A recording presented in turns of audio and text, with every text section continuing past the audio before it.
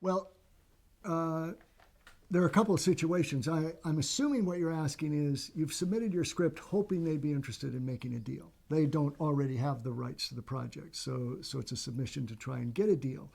So the one thing you can absolutely depend on, it's going to take them way longer than you want it to, because you've got to understand with executives and agents and so on, they all have tall stacks of scripts they have to read. But if yours is submitted in the hope of getting representation or of the hope of getting a deal, it is always superseded by the scripts written by the agent's clients that they already represent or by the studio productions that are already in production and so on. So it doesn't just automatically go right to the top. It can sometimes be supplanted by something else. So it's going to take a long time.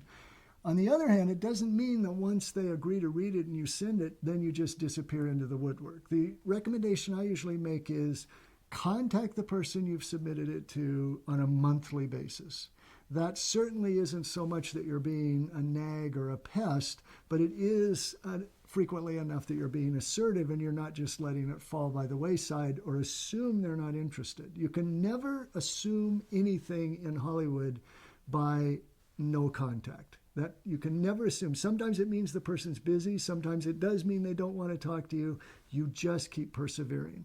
You just keep calling monthly and say, anything new developed? Have you had a chance to read it yet? And so on. Sometimes you'll talk to the assistant for the person or the assistant for the agent, but still you want to keep asking regularly to see so it just doesn't fall through the cracks. And sooner or later, one of two things will happen. Either they'll finally get around to reading it and you'll get a response, or because you're submitting your script to numerous people throughout Hollywood and other possibilities, one of them will respond first, and then it won't matter. Then you stop making the calls because you've already made a deal with somebody else.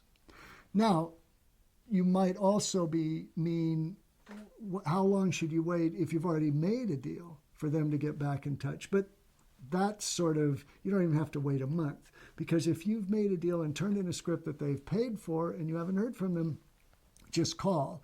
The hope is, and in most of the time the situation would be, you've got a relationship with that entity, with those studio execs or with that director or with that producer, whoever it is. So you're talking all the time. You just say, have you had a chance to look? And there's much more communication than people might be aware of once a development deal is underway.